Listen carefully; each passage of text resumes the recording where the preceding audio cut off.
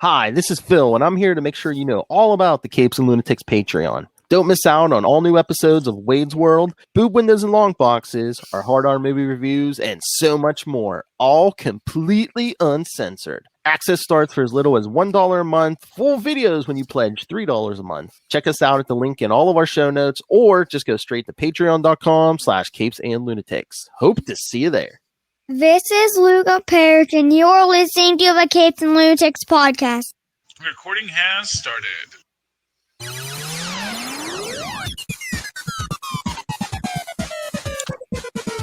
Hello, dear listeners. Are you listening? I hope so. I'm your host, Charlie, the Professor Esser. A little ray of sunshine in your life. And with me, as always, is the blue-eyed bomber of the Burg of Pits. Phil me and Perich. And father to our lovely announcer, Luca Perich. Is that a new recording? Because he seems... His voice sounds a little deeper in that. Yeah, I did that a couple... What was it? Weeks ago? Yeah. This is Luca Perich, and you're listening to the Capes and Lunatics podcast. Yeah, see that's different, because earlier he got very excited at the Capes and Lunatics, and he was getting, and he rushed on that. This one, he's like a little more subdued. He's like, yeah, I'm a professional now. Well, that's the Cape. Yeah, it's good. It's nice to see him growing as an artist. Oh yeah, I like that. I like to see these kids growing as artists. So, see, my kids I see grow as artists every day. Your kid I don't get to see every day. So it's nice when I get these little glimpses into Luca Perich's evolution as, one of the next great creators of the 21st century. It's nice to be there at the beginning. He was four. That's all I'm saying. I know. Well, he just went through the forge of second grade. So, yeah. Second grade. I remember it well.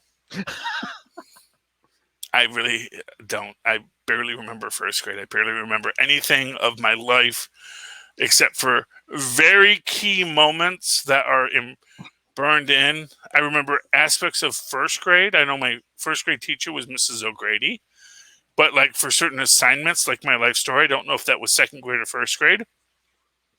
It's one of the two, though, and I told my life story. Fought in a war, went to jail, died at 99. It was probably second grade because I think I made a nasty little cameo in it for a kid I didn't like who was probably younger than me. So I get the feeling that was second grade. So that wasn't Mrs. O'Grady. That was another teacher. Mrs. O'Grady liked me, or Ms. O'Grady, I think. I don't remember exactly. She liked me because my name was Charlie, and she had a adult friend named Charlie who worked in a peanut factory or sold peanuts or something of that nature. Yeah. I don't know all the details. It was a long time ago. Anyway, Philip, welcome to Super Connectivity at Capes and Lunatics podcast. Philip, what's going on in the world? Well, I know you said you gave me a few things you wanted to talk. Oh, the Shang-Chi trailer. Shang-Chi's trailer. Oh my goodness gracious me. Okay. So Shang-Chi, a lot of fun. We see there's all kinds of we see a dragon. It's not Fin Fang Foom, we promise you. Mm-hmm. And Hulk's in Avengers Infinity War. Just like in the trailers. So, well, he kind of was. He came out for 2 seconds and said, "No, I'm not coming out." Yeah, I mean, cool. I mean, we see a dragon. Honestly, it looks like Falcor. That's my actual. They made him look like Falcor. So okay, so Falcor the Luck Dragon is in Shang-Chi, Mephisto confirmed. It's a water dragon, obviously. It's living underwater. So, it's not like a fire dragon like Kao Lao. But here's where it's interesting. At the very end, we see that there's some kind of cage match because apparently, and so here's what I'm thinking. Here's what I'm thinking the plot is of Shang-Chi. Fin Fang Foom, Water Dragon, Falcor. So Falcor Fang Doom. That's what we're calling him. He's Falcor Fang Foom. Or Falcor Fang Foom if you want. That's fine. Falcor Fang Foom basically only lets a human utilize the 10 rings. And then it says, but only the greatest of your planet can utilize my 10 rings. And so every 50 to 100 years, we got to have a fight from whatever you little monkeys want to do.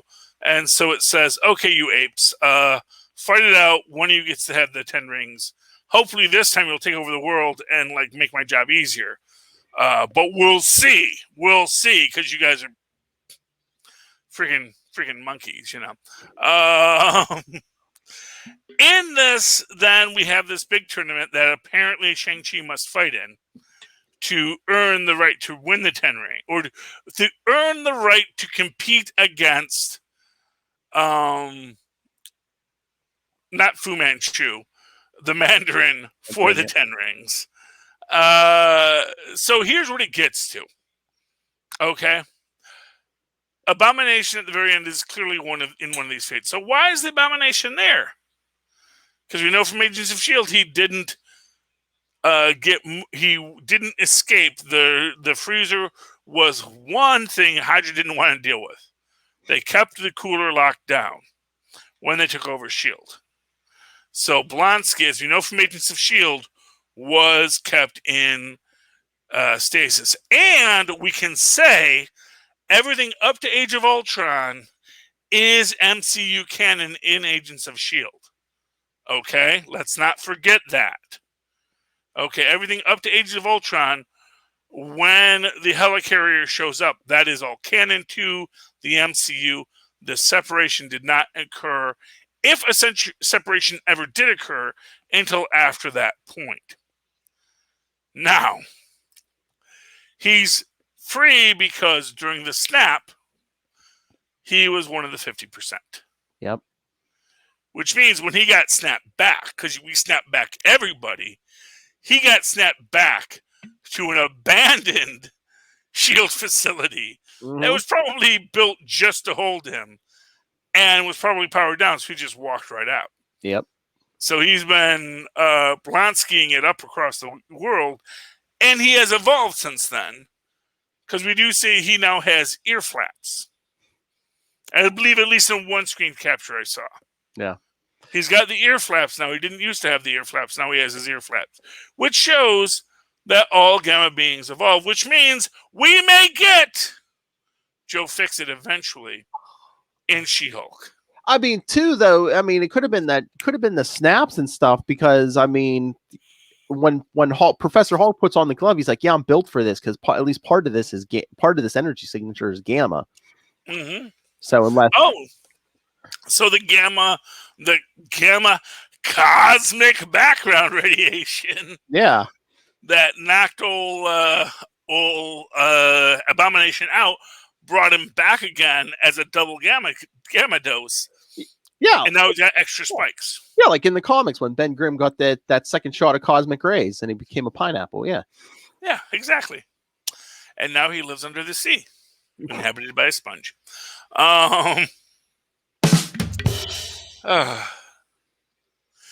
Apparently they're saying that at some point Ms. Marvel got the ability to change back and forth. I don't remember that issue, but we'll see what happens later. I don't remember that either, because, I mean, unless that was Doom was tinkering with her for a while, but, I mean, yeah, he messed her up worse, but... Yeah, last I remember, well, although, as I've said, the ability to change back to your human form is something the Thing could do, if not for psychological blocks. As I say, maybe she went to therapy and dealt with her psychological issues. She was hanging out with freaking Wyatt Wing for a while, so does a couple good sweats. Maybe gets that peyote infused, advanced mental health treatment. I'm telling you, man. Stuff like that works, where you just like open up that third eye and say, okay, here's your trauma. How do you want to deal with it? Oh, I want to put that trauma over here. Okay, there. Now the trauma's over there. Okay, great. Hey, I can turn back into human now. That's helpful. But I just mean, there's so many ways. Yeah, you could just explain the ear flaps on Abomination. Yeah, but it's cool that he's back. I'm really excited about Shang-Chi. I am still excited about Black Widow. I'm not trying to short sell Black Widow, but I'm very excited about Shang-Chi. Because here's the thing. We know Black Widow is a prequel. Yeah. I mean, it may have lots of little Easter eggs for us that we're going to be dissecting until they're made into chickens, Because that's the thing. An Easter egg is great, but we want an Easter chicken. We want to see when it hatches and it becomes a real thing. Well, I think it's going to give us a new Black Widow or, whatever we're going to. Well, it's going to give us something. And who knows? I mean, Scarlett Johansson has now publicly said she is done with Marvel as the Black Widow. Yeah, but well, did you see, I guess, for Disney, she's starring in producing a Tower of Terror. I think it's a movie, for their ride they have. Yeah, sure. Why not? Yeah. I mean, so now she's producing other stuff for them. And yeah, I know. And she's got, they're giving her $1 million. And, now she can go play Uncle Vanya if she wants, or she can do more of these things. Yeah. It's like we were saying on our previous show, which everyone should be listening to, the Capes and Lunatics podcast.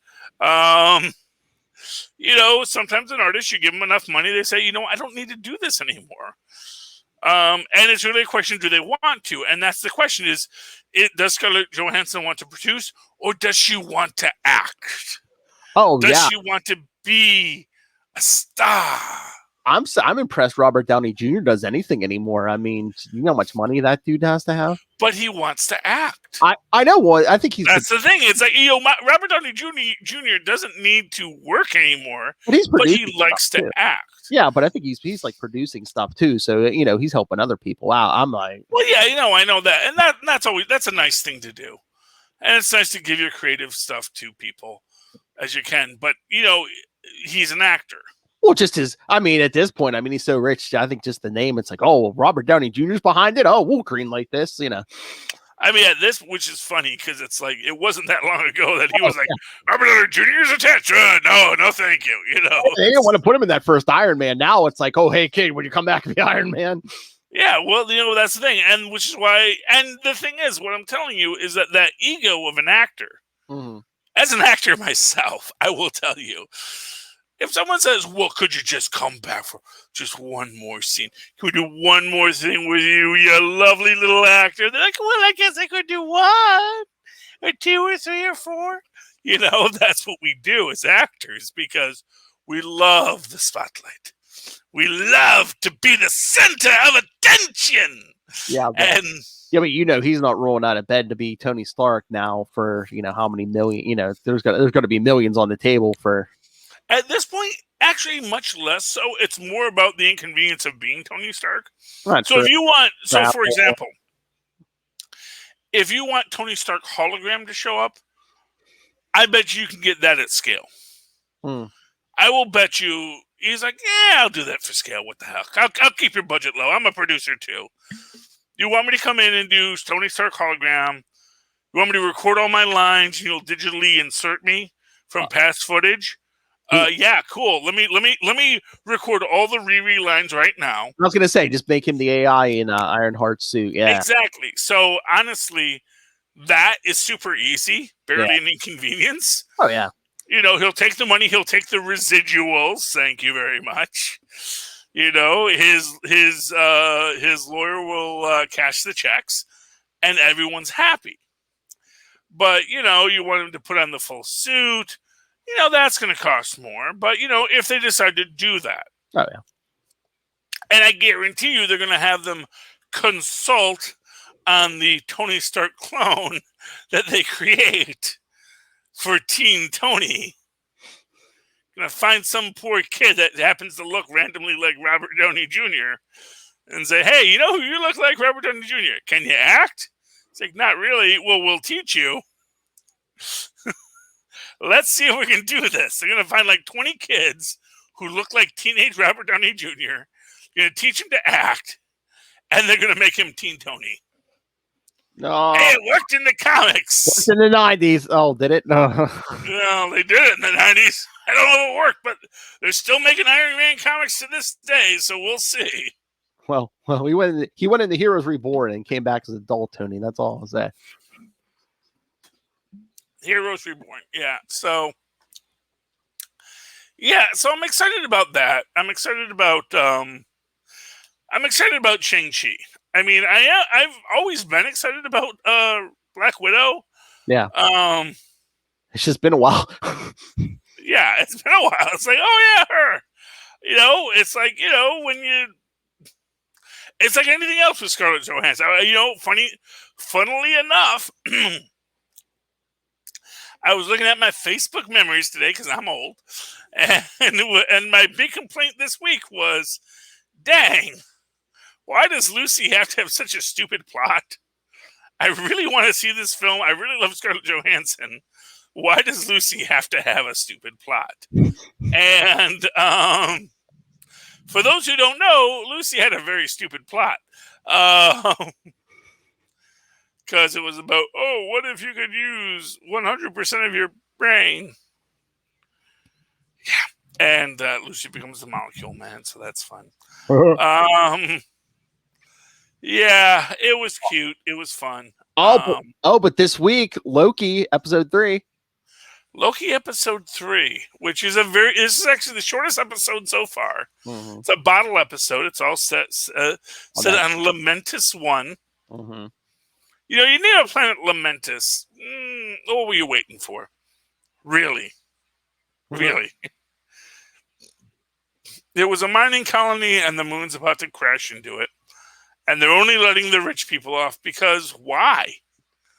I mean, really think about that for a moment. It's like, aren't we an interstellar race? Can't we just send a bunch of space taxis to get everyone off the planet? How many billions of people are on this planet that we can't just get everyone off in a bus? I don't know. And even then, they don't send the bus and they don't send the ship until the very end. And it's like, I got hit by a meteor, which actually just shows you that really what it was this was a company town. It was poorly managed. And they were saying, well, we wait till the very last minute. It'll be cheaper. We'll save $1 billion credits if we just wait to the last minute. And but what if it happens faster than we think? It's like, well, they say it won't. They say it might not. So, we'll just wait till the last minute. It's like, okay, the odds of one of the meteors hitting our ship specifically, that's really unlikely. Middle management, yes. Yeah. So that's that. I like the old lady. The old lady is probably my favorite character in that episode. They shot him, yeah. Because for what it's worth, she's waiting to die. Obviously, her husband is dead at this point. I know. She's like, he never talked that nice to me his whole life. Yeah, it's like, really? Come on, dude. For honest, but it's Loki. He don't know no better. Mm-hmm. And Sylvie, who is Lady Loki, who is I guess the daughter of Laufey, because they call her Loki. They call her Sylvie Laufey's daughter in some stuff. There's some, I don't know, the people that have time to go through these things. They see in this piece of paper that we've zoomed in, zoom in and enhance, zoom in and enhance. Yeah, it says Sylvie Laufey's daughter. Sylvie Laufey's daughter is which is interesting that they call Loki Laufey's son, not Odin's son. Even though he took on the name Odin's son. He's always been an Odin's son, and he's legally an Odin's son. I mean, if we really want to get to it, he's legally an Odin's son. He's not a Laufey's son. So for the TVA to call him Laufey's son, it's they're not respecting his pronouns, they're not respecting his name. They're showing all kinds of disrespect, which is how you know they're the villains. We got a big revelation about TVA this time. Oh yeah, all the TVA agents are in fact in this continuity variant at the time of this recording variants. Which I believe Screen Rant made a point. Well, not Screen Rant. Screen Crush made a point that his theory is that essentially Sylvie Laufey's daughter was taken by the TVA as a baby Hmm. because she wasn't the right Loki. The right Loki was male, and this Loki was female, and was essentially raised by the TVA. Uh, And when she says they told her she was adopted, she is saying the TVA told her that she was adopted, whereas Loki says, "Oh, they never told me I was adopted," meaning the Odin and Freya never told him he was adopted. But here's the fun fact: Mephisto confirmed. She says she remembers her mother in little bits and little memories, meaning she remembers Freya, which means if Freya was her mother, then that means Freya got busy with Laufey. I'm thinking. I'm saying they're gonna do it, Phil. It's all the signs are pointing to Freya is Loki and Sylvie's real mom. I think she's from the multiverse. They tried to mess with her mind, and and either her timeline's gone, or or they're just trying to kill her because they don't want people to know about the existence of the multiverse, because they're saving the sacred timeline. Which why they're saving the sacred timeline, right? Well, for Kang. I was going to say this is the timeline that creates Kang. Yeah, so. Well, this is the timeline that creates Kang, as he wants. Ramatut, Yeah. and Immortus. Those are the three timekeepers. Those are the three versions of Kang that said we must maintain. So we are all from each other's timeline. We must maintain our timeline. Mm-hmm. And that's what the sacred timeline is in this story. Oh yeah. Without a doubt.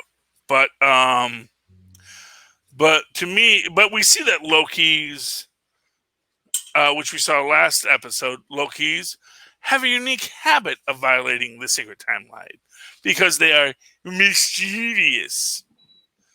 Yeah. It's interesting that we're apparently supposed to get Zeus, and I do wonder if that's going to be Zeus or Zuras.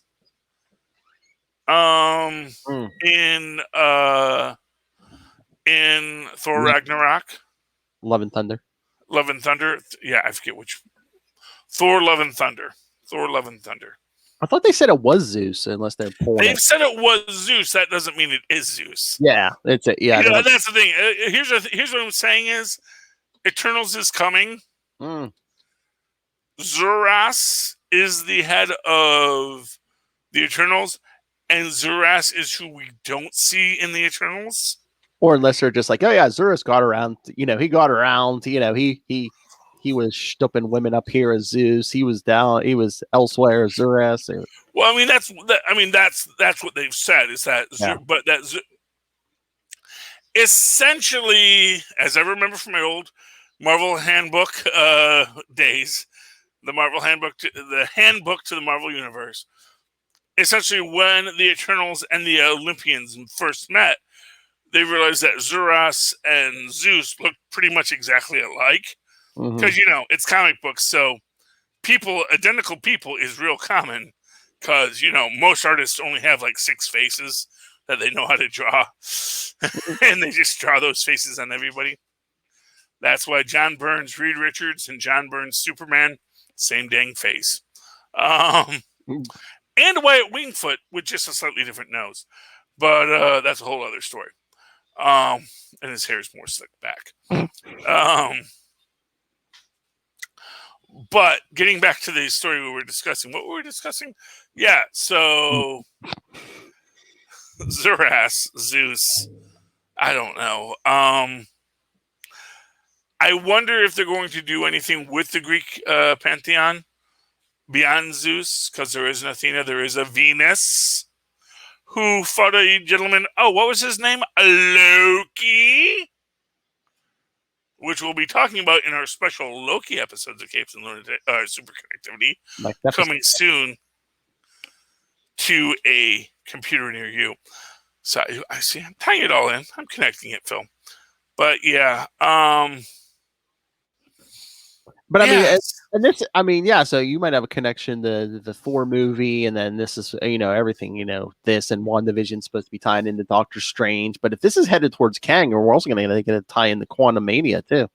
Well, exactly. This is the thing. It's all going to tie in together. And for what it's worth, we do hear that Sylvie says she learned her enchantment power on her own. That's like her only magic, but it's one she has learned. It's one she taught herself, which shows she did not have Freya in her life. Which is why I think Screen Crush is right about her being stolen by the TVA as a baby. But one thing we'll see about it is it follows that same process that the Scarlet Witch uses, just with green magic instead of red. And it is interesting in the idea that if she is a self-taught witch, that means the magic is within her, which means that, like Freya, again, it's one more thing that says this is how you have it because you are really the child of Freya, who was a witch. This is the thing. This is in the Marvel Universe, as we see, witch is kind of hereditary. Like the mutant gene, it passes on generation to generation. If you are a witch, then you can give birth to witches, which is why Loki can have magical powers, because his mother Freya had the magical powers, as does Sylvie. They're going to do it. I've said it for years. They're going to do it because at some point someone realized no one ever talks about Freya's or Loki's mom. And the fact of the matter is that it didn't just spring fully formed in my head that Freya had been captured by Loki. That's somewhere. If it's not in Norse myth, it's in Marvel Comics myth. Freya was captured by the Frost Giants. So it all makes sense in continuity. Anyway, yeah, so they're stuck on a planet about to die. But you know why he's going to be fine? Phil. Why? Well, those who have listened to last episode's Full Stream Ahead, as well as Enough Said, know that Loki was well aware that the TVA had his temporal aura on file. And because they had his temporal aura on file, they can track it anywhere. So when he ran through that door... Yeah, they're coming for them. Well, he knew they could track him. Now, he wasn't expecting them to wind up at the TVA. But when they wound up at the TVA, he followed the plan. And he and Sylvie followed to the next spot. But what's his name? Mobius? Mobius already knows to look in apocalypses. So he says, look in an apocalypse. Look for Loki's signature. And when they show up to arrest Loki, he's going to go, oh no, I knew you'd follow me. That's why I went, because I knew you would never be able to track her if you didn't know where I went. Because I knew I could be tracked, you see. And we're only we're halfway through, but Loki's going to pull a double cross and a triple cross. Anyway, yeah, that's Loki. You want to talk comics, Phil? Yeah. Okay, let's get to Heroes Reborn. We talked about it a little bit. Heroes Return #1. Heroes Return. Yeah, I want to call it Heroes Reborn. See, I didn't get a title. I hate when they do that. They give me a variant cover. It's nice. It's a Captain America variant cover. Yeah. But it's like it doesn't say what the here it is. Heroes Return. It's on the back. I hate that. Because it's like, no, I wanted what I wanted, and it's not what I wanted. But that's okay.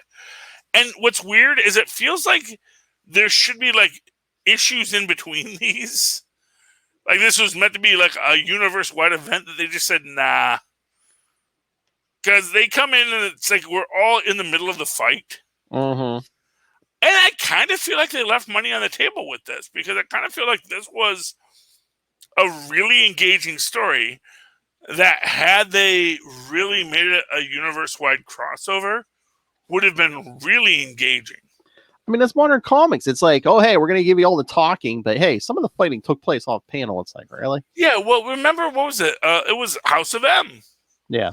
And every book House of M. And no book is Heroes Reborning. So it's like, I kind of feel like it was a missed opportunity. I get why. I mean, we got basically a weekly Avengers book for the last. Yeah, I mean, basically what it is I think had there been no COVID, you would have gotten that full. You just like right now we're still doing that freaking Infinity. Oh, all the Infinity gems are in people now thing. Yeah, which I had freaking forgot about. It's like, no, we remember we had that other story about the Infinity gems are in all the people. It's like, yeah, we have this story, and I kind of feel like I think this would have been the better story to do as a company-wide crossover than the Infinity gems are people. Because, not for nothing, Infinity gems are people is a story you could do at any time. This is a very time-specific story. But anyway, so we get to this. They're all fighting, yada, yada, over Wakanda. Starbrand and Phoenixes versus Wonder Woman, and Blade is fighting Nighthawk. Honestly, it's fight, until we get to the end. We got a little cosmic cube, infernal cube, the pandemonium cube, if you will, which is interesting because it suggests, is there a diabolical Beyonder involved? Is there a universe where the Beyonder's opening went to Mephisto's universe? Yeah, I don't know. Yeah, because this seems that this is Mephisto's deal, but yeah. Well, because cosmic cubes, yeah, they're like exist as essentially cosmic. Yeah. They evolve into cosmic beings. Yeah. Well, again, so now this is my theory.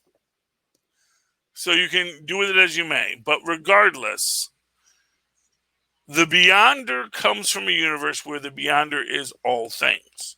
It is all time, all space, and it is nothing. It is one thing that has always existed. And then when the accident happens at Owen Reese's lab, it essentially opens the portal to this universe, which pulls a bit of the Beyonder into Owen Reese.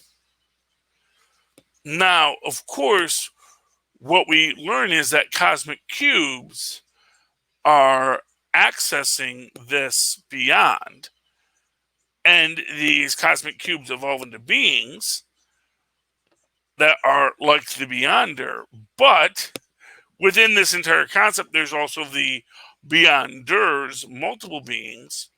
But as I've said, once a unified universe comes in contact with a multiverse, then all of those Beyonders split, which would explain why the Beyonders needed to destroy the multiverse so they could go back to being one Beyonder. And as we see at the end of this, there's 616 Mephistos. So I mean, any one of them could have pulled a cube from their universe. Well, exactly. This is the thing, and it's interesting that there's 615 Mephistos on two levels. One is because those who study know 616 is the actual number of the beast, not 666. But more to the point, it means that this is the last universe formed with a Mephisto, and he's not asking Mephistos from 617 on up, because we know they go into 4 digits. He's not asking any of those Mephistos to join, because he's looking at the effectively simpler universes so that he is at the most complex universe. Which makes me wonder if larger Mephistos will come into this. If the ultimate Mephisto might show up. And as I said, there is a reference to this in Superior Spider-Man, because while Mephisto is making his deal with Otto, he expressly says he can't do anything against this Osborn because his soul is owed to the Mephisto of his universe. Mm-hmm. So right there we see the legalistic relations between the Mephistos of the multiverse. So assuming any of that is even real, because I also read Amazing Spider-Man this week, and I have no idea what's happening. No. Oh, the multiple jack-o'-lanterns. I'm like half wondering. I'm wondering what to believe anymore. And again, it's like I know I have this weird idea of Clum being just like half of me is thinking, oh, I think Clum was pretending to be Mephisto and just cloned Otto a new body. Well, I don't know if they're speeding up the story too because Nick Spencer is leaving now with issue 74. So yeah, I don't know, but it's weird, and I'm coming into these things sometimes, and I'm like, wait, what happened last issue? Because it just seems like they're jumping into a lot of action, and didn't we get like Ned is possibly evil thing last issue? I remember Ned being maybe a little evil last issue, so I mean, I'm caught a little flat-footed here. I mean, they never come out and say he's evil, but I mean, I don't think everyone's just assuming because I mean, if he's not Kindred, I mean, I think they're hinting around that maybe he made some kind of deal with Kindred or something. I don't know. Yeah. Anyway. Oh, and Otto brings back the original Electro. Oh, did I miss that aspect of the story? There was like 2 pages at the end. Yeah, like. Is there a new Electro? Well, there was a female Electro because like Max Dillon had died, but I guess. That's right. I thought he got better. I'm sorry.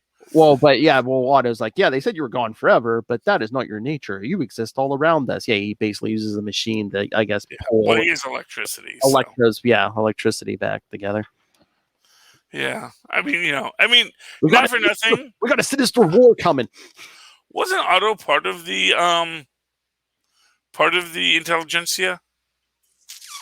Or was he not? I can't remember now because I remember there was a whole thing about how they pulled people back together who had their atoms dissipated. And does he remember that after Superior? I don't know. But either way, either he figured it out, maybe he taught himself because he's just that good because he's Otto. That's right. Can I talk about a really Fantastic Four life story? I knew that's where you're going. Yeah. Good. Okay, so I really would rather read Unstable Molecules in this. Because Unstable Molecules, for what it's worth, kept the core characters. Mm-hmm. This is rushing, and it's... I mean, they don't even, like... I guess they want it to be different, but it's, But nothing's even... It's good to be different, but it's better to be good. Yeah. And I mean, the whole reveal with Sue's with Namor, where did that come from? Well, I guess because Reed just ignores her. I have to prepare for the coming of Galactus, even though it's been at least a decade. It's like I haven't seen no Galactus. So is Reed insane or something? Is that going to be the reveal? Like, well, no, because we know Galactus is real, but honestly, it's just so bad. Mm-hmm. It's really disappointing because it clearly who wrote this. Oh, this is I hope it's not somebody I like because I'll be Mark Russell. Who's Mark Russell? I'm not sure. Well, he doesn't like Fantastic Four comics. That's one thing I know. Oh, my. So he was not a guy to get to write a Fantastic Four comic because he's like, well, I hate those characters, so I'll write a book that just shows how much I hate them. And by the way, they should not be a family, and they should be stupid and lame and petty and angry, and I don't like any of it because it's stupid. Because I'm Mark Russell, and I'm cool. Mark Russell, you suck, and you suck forever, Mark Russell. Yeah, I hope you have a good story someday. I mean, forget a family. It doesn't even seem like they're a team for the most part. Fair enough, Tristan. Tristan pointed out I don't know Mark Russell as a person. He may be a great person. He may love his family and all those things. And he may be great in every aspect of his life. He made a very bad comic. 2 very bad comics, Tristan. 2 very bad comics. And he's probably going to make at least 2 more before this. Like if this had been anyone other than Fantastic Four, it would have been an okay story. But just because it's them, it's like, yeah, no, this isn't that. Well, because he's, here's what I'll say. Like I said, I didn't read Spider-Man Life Story. So maybe Spider-Man Life Story totally just screwed up all his relationships and didn't care about what happened. Maybe in that one, him and Mary Jane just don't even have a relationship. I don't know. There were some dark points, but it was nowhere near this negative. Yeah, because it's like, and I get that Ben Grimm was kind of a negative foil at the start of it, and I get that, but there was never an aspect where he wasn't on the team. Yeah. There was never a thing where Johnny Storm knows a test pilot. And that's the thing that I think that more than anything else is what gets me about it. Mm-hmm. Then the introduction of Namor at the end of it, it was just weird. Because we don't even get a fight with Namor. We don't even get any stories with Namor. Just like, no, she's left him for Namor, which just seems... It seems very Mr. Nimbus-y for those who watch Rick and Morty, which I know does not include Phil. But it just seems like, what? That it's like, it's very much out of the blue. It's very much manufactured. And I know from our history with it, that's the case. But here's what I'll say. Oh, and also they do no, that was actually in Heroes Reborn.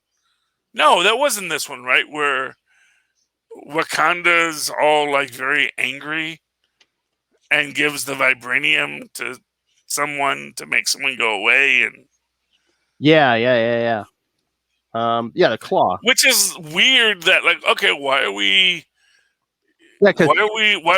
being mean to Wakanda in this? It's like, because Black Panther gives it the claw, and he's like, oh, this is going to pay off so and so's debt. This is going to pay off all of Africa's debt, and then he's like, it's like, they'll probably make it into a shield or something. They're just going to make it into a stupid shield.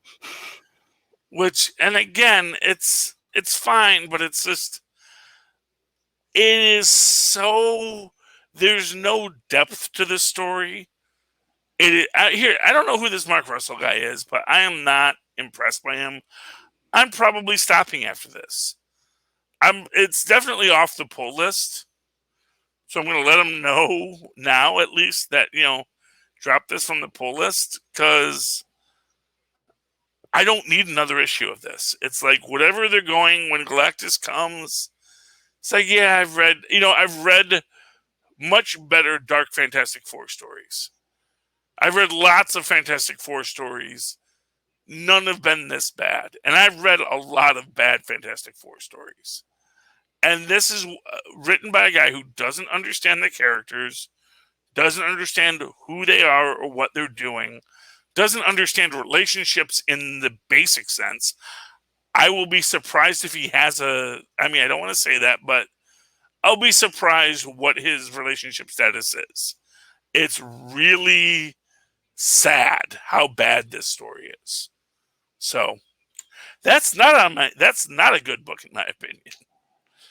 Anyway, Phil. I was just trying to look up Mark Russell. Yeah, you're going to tell me that he wrote like some book I love with all my heart, and I'll be like, oh man, he wrote that and he wrote this. That don't make no sense. I'm on his Twitter right now. His description is writer of the comics like The Flintstones, Snagglepuss, Second Coming, and Fantastic Four life story. You see, now Flintstones and Snagglepuss I never read, but I really wanted to because I heard they were good.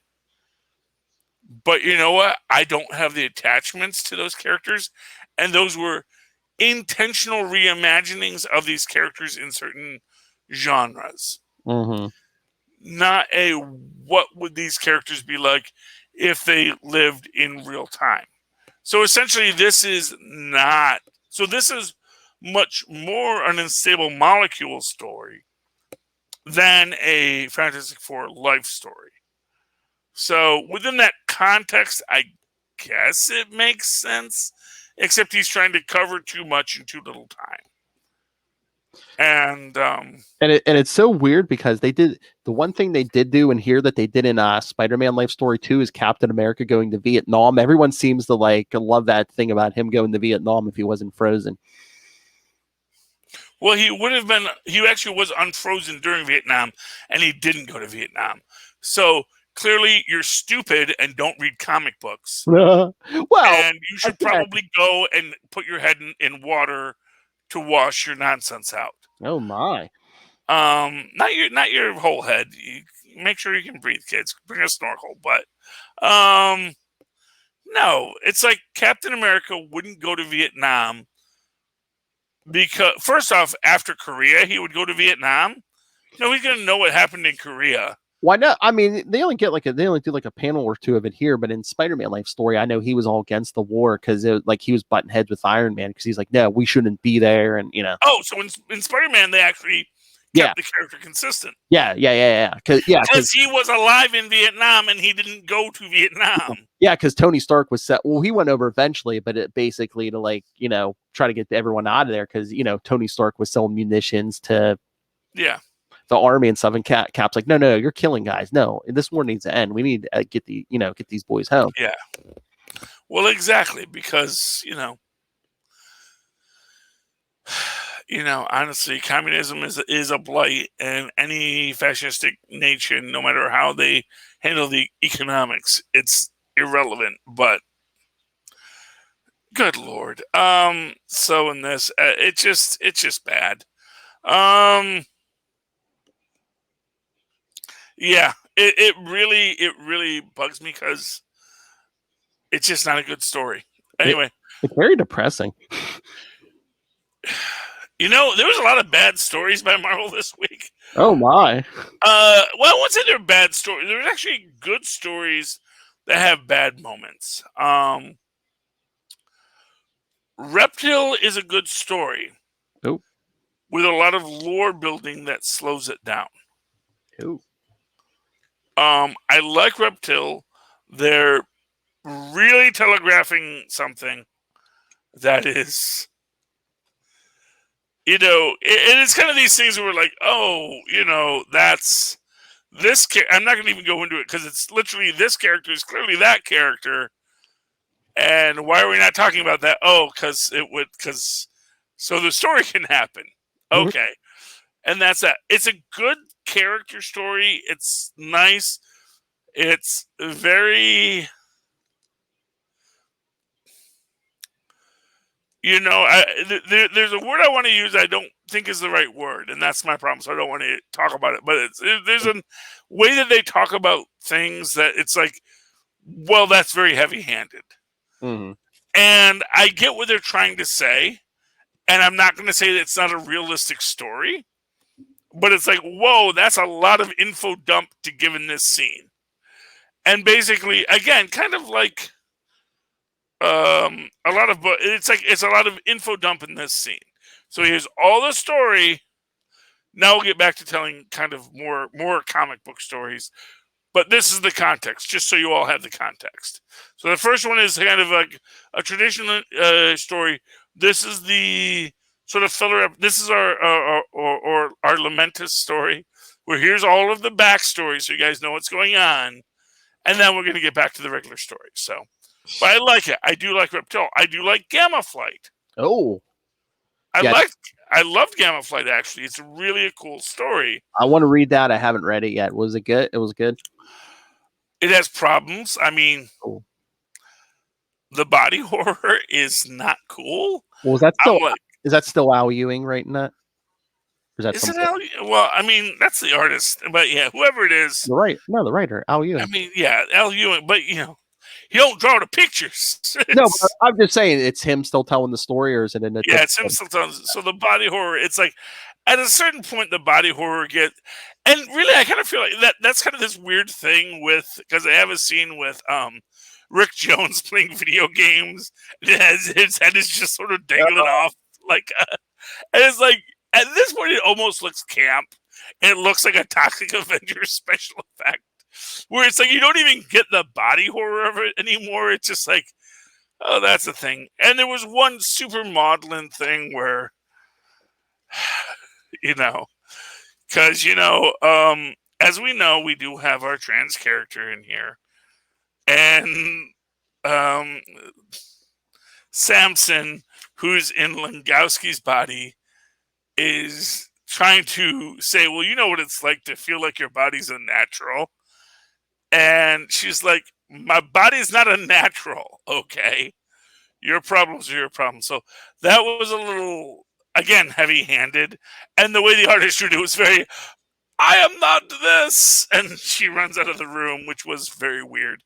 But aside from that, those two bits, that the body horror is becoming campy, and the artist did a little heaven forfend kind of drawing. The dialogue isn't bad, and the story is very good. The story is really good, especially with the absorbing man Titania storyline. Because apparently, I guess the absorbing man is actually still married to someone. I'm guessing that nurse that he captured that one time. Because they say, "Oh, she doesn't have. I'll have to leave my current wife." He says, "That's okay." He says, "Well, she'll understand. She's nice and she has a sense of humor." He says, "Well, she's nice. She's smart and she has a sense of humor." He says, "Well, she's smart anyway." It was good, but yeah, it was not the best. It was not the best book, but it was not the worst book, because that was Fantastic Four Life Story. That was the worst book. That's the bar by which everyone else is judged. And after Connor Hawk and Damien's little tete-a-tete talking about their dad's fetishes, the bar was low. And it got right under it, like Hermes Conrad. I just wanted to mention real quick, Guardians of the Galaxy 15. I wanted to read that. I did not get the chance. Oh my. Well, Star-Lord and Nova go to the Sword satellite, basically the whole diplomatic thing, but then I don't know, Nova's already on edge because he's like, Emperor Hulkling has us working with Super Skrull.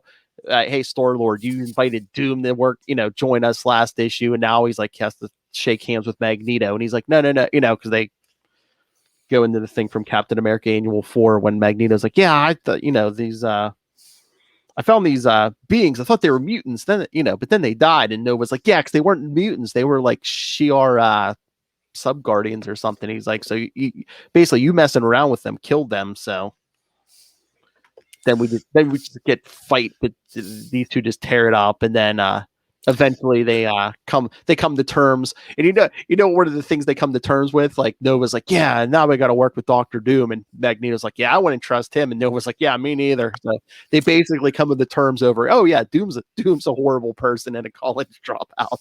These freaking dropouts. Nobody likes him. Not really a doctor, Basically just like, I hate Doom. Yeah, me too. One thing we can say about supervillains is they're pretty much uniformly bad at their jobs. Yeah. Oh, but then because they've been keeping even Otto, because his job was not to drop the freaking control rods. Yeah. And he did, and that had one bad day.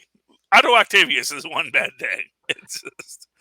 And then the next big space event's the last Annihilation, because Ego, the living planets, but was like behind this like black spheres like surrounding it. Well, they revealed someone has co-opted Ego's form. Charlie Esser, you know who it is? Dormammu. Oh, Dormammu.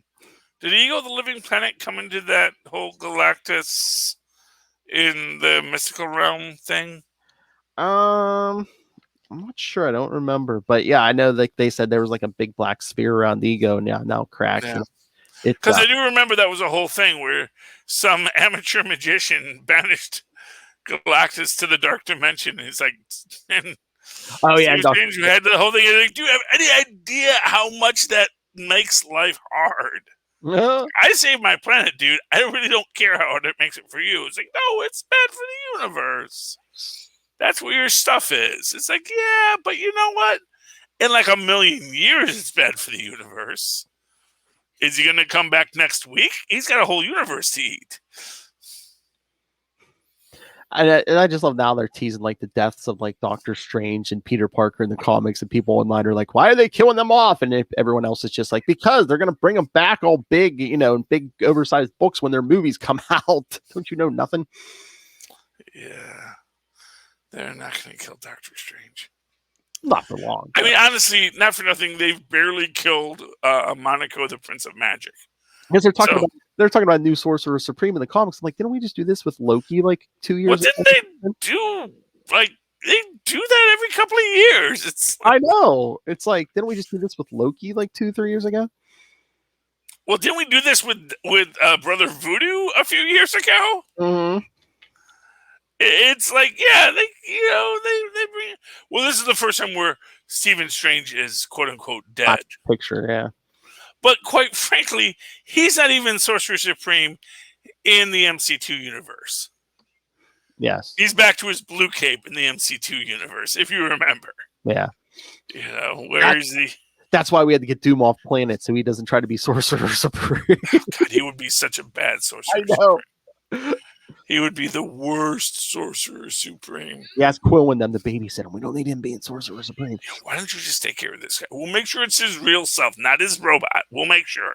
Make him pretend he's being important. Yeah, yeah. Well, for real, I honestly think that's 90% of what they do with Doom. Give his whole country. I think there's like a whole group that is okay. Doom, he has his country, right? Yeah. So how do we just make him feel important? Because we don't want to have to murder the guy. Because if we screw it up, it's gonna cost the whole planet. Whenever he or one of his robots just show up, just pretend, go, oh my, that's scary. Yes, Dr. Doom, he's so scary. Hey, you know who had good books this week? Who? Not Marvel or DC. Oh. Okay. I'm going to talk Nuclear Family real quick. Last issue.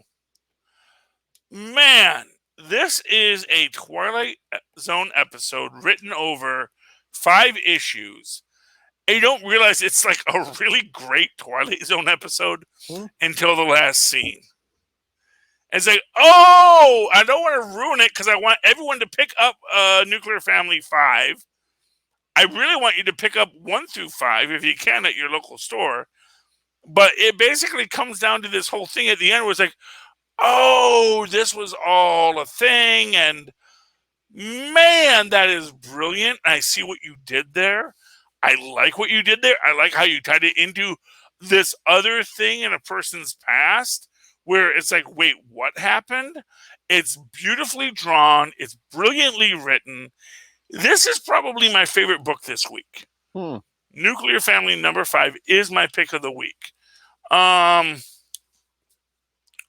Bitterroot, this was a building issue, but it was very entertaining.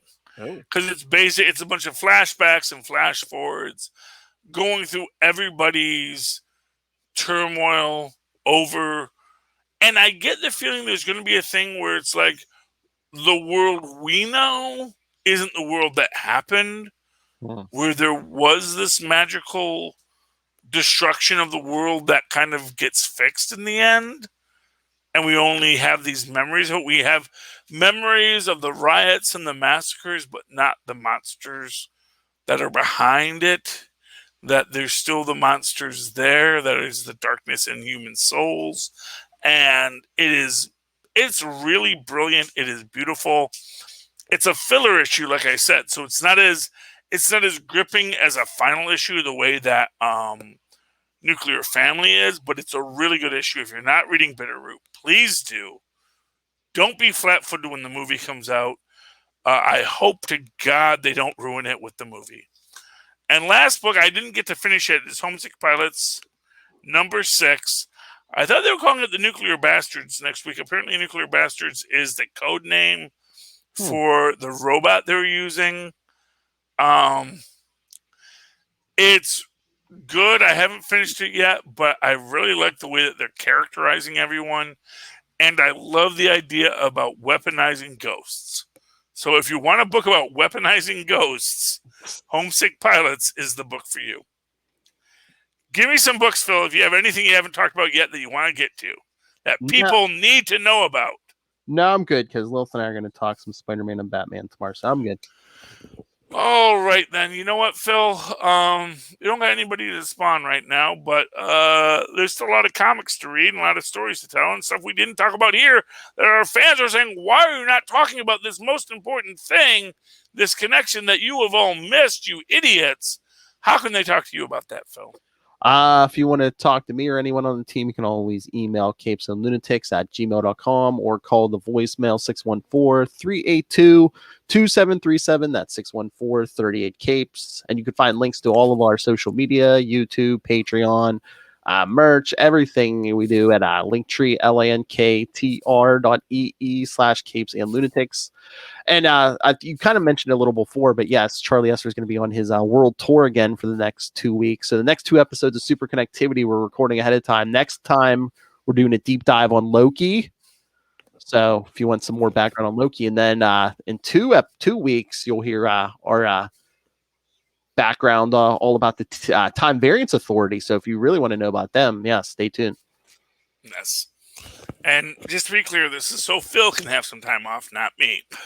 I was willing to do 2 podcasts from my hotel room, but Phil was like, no, I actually have a family I want to spend time with. I'm like, no, this is my escape from my family. It's like, no, I want to spend time with my family.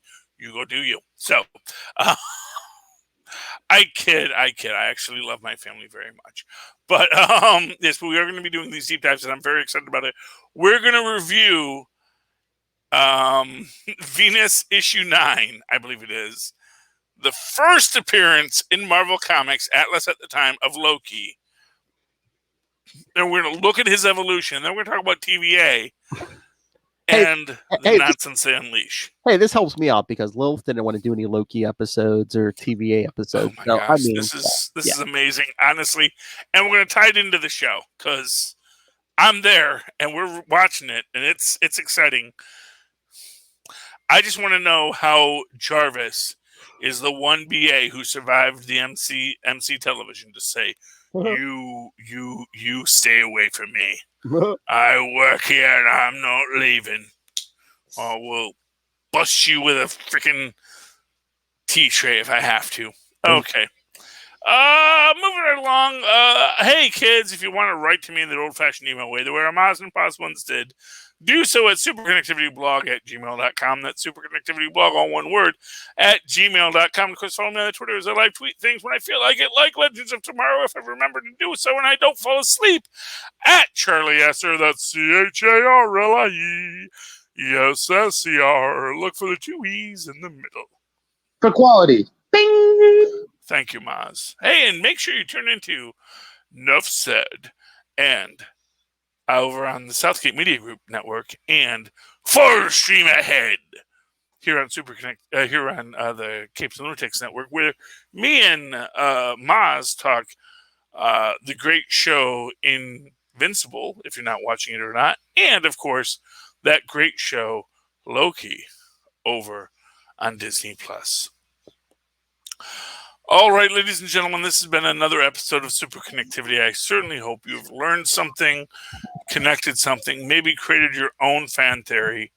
If so, please come back again next time and super connect with us again. Good night. Good night.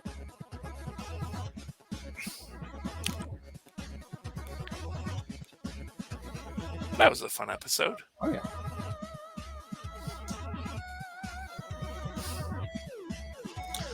I hate when we go over an hour, though. Like the last one. It's like a couple minutes. I know. I want this to be the short episodes that people enjoy on the